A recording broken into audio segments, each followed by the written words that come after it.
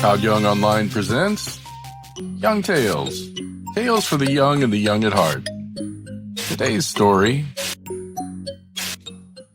Bulfinch's Mythology, the story of the Golden Fleece. In ancient times, a king and queen of Thessaly, Athamas and Nephilim, had two children, a boy and a girl. Over time, Athamas grew indifferent to his wife, cast her aside, and took another. Fearing for her children's safety under the influence of their stepmother, Nephilim sought a way to protect them. Mercury came to her aid, providing a ram with a golden fleece upon whose back she placed the children, trusting that the divine creature would carry them to safety. The ram soared through the air, heading eastward. However, while crossing the strait between Europe and Asia, the girl, Ellie, lost her grip and fell into the sea, which thereafter bore her name, the Hellespont, now the Dardanelles. The ram continued its journey, safely delivering the boy, Phrixus, to Colchis on the eastern shores of the Black Sea. There he was welcomed by King Hades. In gratitude to the gods, Phrixus sacrificed the lamb to Jupiter and presented its golden fleece to Hades, who placed it in a sacred grove, guarding it with a sleepless dragon. In Thessaly, near Athamas' kingdom, ruled another king, Aeson, who, weary of the burdens of kingship, relinquished his throne to his brother Peleus on the condition that he would rule only until Aeson's son, Jason, came of age. When Jason reached manhood and returned to claim his rightful crown, Peleus feigned willingness but cunningly proposed a quest. Jason should first retrieve the golden fleece from Colchis, claiming it as the rightful inheritance of their family. The young hero, eager for adventure, agreed and immediately began preparations for the expedition. At this time, Greek navigation was still primitive, limited to small boats carved from tree trunks. Jason, however, commissioned the craftsman Argus to construct a great ship capable of carrying 50 men, a feat unprecedented in its ambition. The vessel was named Argo after its builder, and Jason summoned the bravest warriors of Greece to join him. Among them were legendary heroes such as Hercules, Theseus, Orpheus, and Nestor, men who would later be immortalized in Greek mythology. Together they became known as the Argonauts. Setting sail from Thessaly, the Argo first stopped at Lemnos, then continued to Mysia and Thrace, where the Argonauts encountered the blind seer Phineus. From him they learned of a deadly obstacle on their path, the Symplegades, or clashing rocks. These two floating islands smashed together unpredictably, crushing anything caught between them. Following Phineus's advice, the Argonauts released a dove into the strait. The bird narrowly escaped, losing only a few feathers from its tail. Seizing the moment as the rocks recoiled, Jason and his crew rowed with all their might, slipping through just before the rocks crashed shut behind them, barely grazing the stern of their ship. At last they reached Colchis, where Jason presented his quest to King Hades. The king agreed to give up the golden fleece, but only if Jason could complete a series of impossible tasks. He was to yoke two fire-breathing bulls with hooves of brass and plow a field, sow the teeth of a dragon from which a legion of armed warriors would rise, defeat the warriors who would turn upon him as soon as they emerged from the earth.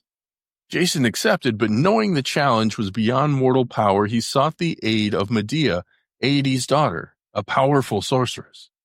Pledging his love and promising marriage, Jason swore an oath before the goddess Hecate. Swayed by love and divine fate, Medea agreed to help him. She provided him with a magical ointment to protect him from the bull's fiery breath and instructed him on how to defeat the warriors. On the appointed day, the people gathered at the Grove of Mars, where Hades took his seat, while the masses filled the surrounding hills. The brazen-hoofed bulls thundered into the field, their nostrils spewing flames that scorched the ground beneath them. The sound was like the roar of a furnace, and smoke billowed like steam upon quicklime.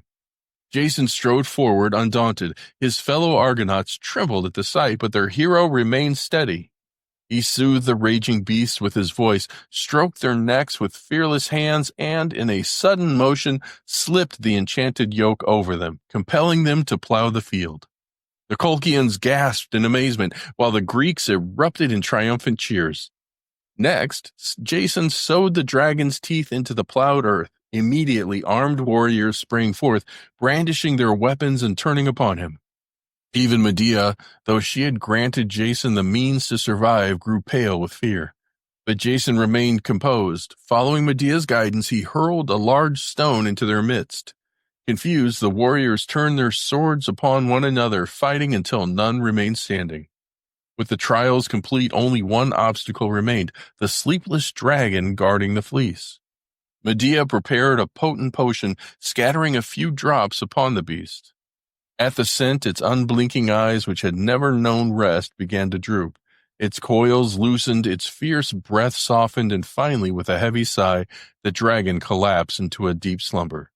Jason seized the golden fleece, and with Medea at his side, he and the Argonauts fled to their ship before Aides could stop them. They set sail for Thessaly victorious. Upon their return, Jason delivered the golden fleece to Peleus and dedicated the Argo to Neptune. Yet in the end, the prize that had cost so much effort and risk may have been worth little after all. Like so many golden treasures, its true value lay in the journey rather than the reward. Amid the rejoicing over the recovery of the golden fleece, Jason felt that something was missing. His father, Aeson, too old and infirm to take part in the celebrations. Turning to Medea, he pleaded, "My love, I have witnessed the power of your magic. Could you grant me one more favor?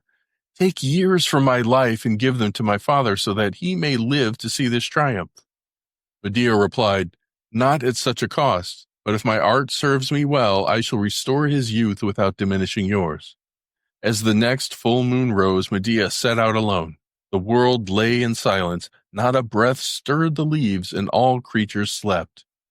Raising her arms, she called to the stars and to the moon, to Hecate, goddess of the underworld, and to Tellus, goddess of the earth, who nurtures plants of enchantment.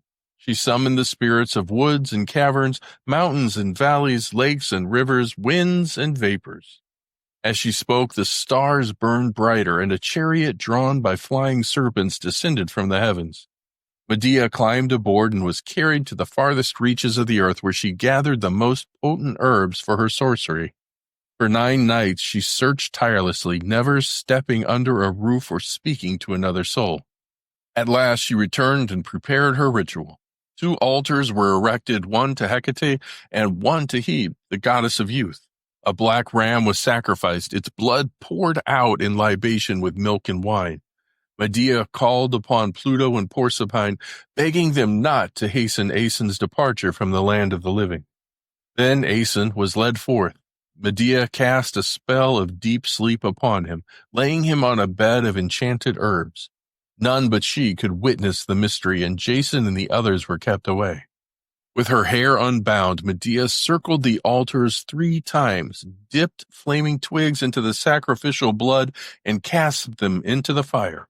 She prepared her cauldron, filling it with the potent herbs, flowers of acrid juices, stones from the distant east, sand from the encircling ocean, hoarfrost gathered under the moon, a screech owl's wings, a wolf's entrails, tortoise shells, and the liver of a stag, beasts known for their longevity. She added the head and beak of a crow, which outlives 9 generations of men, and many other nameless ingredients known only to her. As the mixture boiled and frothed, she stirred it with a dry olive branch, which, when withdrawn, had miraculously turned green, sprouting leaves and young olives. When the potion spilled, the ground burst into sudden bloom as if spring had arrived. Seeing all was ready, Medea slit Aeson's throat, draining his old blood before pouring the enchanted elixir into his mouth and wound. As the potion took hold, his white hair darkened, his pale skin regained its youthful glow, and his body filled with renewed strength. Rising from the bed, Aeson marveled at himself. He was once more as he had been 40 years before. But Medea's magic was not always used for good. Soon after, she turned her dark arts to revenge. Jason's uncle Peleus, the usurper who had robbed Jason of his rightful throne, had long feared Medea's powers. But he must have had some redeeming qualities, for his daughters loved him dearly. Enchanted by what Medea had done for Aeson, they begged her to restore their father's youth as well. Medea pretended to consent, Before their eyes, she took an old ram, plunged it into her cauldron, and within moments a young lamb leapt forth, bleating and frisking in the meadow. Delighted, the princesses eagerly arranged for their father to undergo the same transformation. But Medea had prepared a very different brew for Peleus. This time the cauldron contained only water and a few harmless herbs. That night Medea and the daughters entered the chamber of the sleeping king, his guards bewitched into deep slumber. The sisters stood by their father's bedside, daggers in hand, yet hesitated to strike. "Why do you falter?" Medea chided. "Have courage, it is for his own good." Heartbroken, yet trusting the sorceress, the daughters turned their faces away and struck blindly, cutting their father with trembling hands. Peleus awoke, crying out in horror, "My daughters, what have you done? Will you slay your own father?" Their resolve shattered, the weapons fell from their hands, but Medea, unflinching, delivered the final blow. They placed Peleus's lifeless body into the cauldron, expecting magic to revive him, but no miracle came. As the truth dawned upon them, Medea, knowing their vengeance would be swift, escaped into the night aboard her serpent-drawn chariot. Though Medea had risked everything for Jason, betraying her own father, fleeing her homeland, and using her magic to help him, her sacrifices were repaid with betrayal. Jason, desiring power and status, cast her aside to marry Creusa, the princess of Corinth. Enraged at this faithlessness, Medea cursed him and called upon the gods of vengeance. She sent a poisoned robe as a wedding gift to Creusa, who perished in agonizing flames the moment she put it on. But Medea's wrath did not stop there. In an act of ultimate vengeance, she murdered her own children, denying Jason both love and lineage. Setting fire to the palace, she fled once more in her chariot, vanishing into the sky before Jason could exact his revenge. She escaped to Athens, where she married King Aegeus, the father of Theseus, a figure we shall encounter again in another tale. Thus Medea, once a devoted lover and powerful ally, became one of mythology's most feared sorceresses, her name forever tied to both miracles and horror. And here's where we end for today. Young Tales is produced and narrated by Todd Young from ToddYoungONLINE. If you enjoyed this, please like and subscribe and join us next time for another story. Thank you for your support.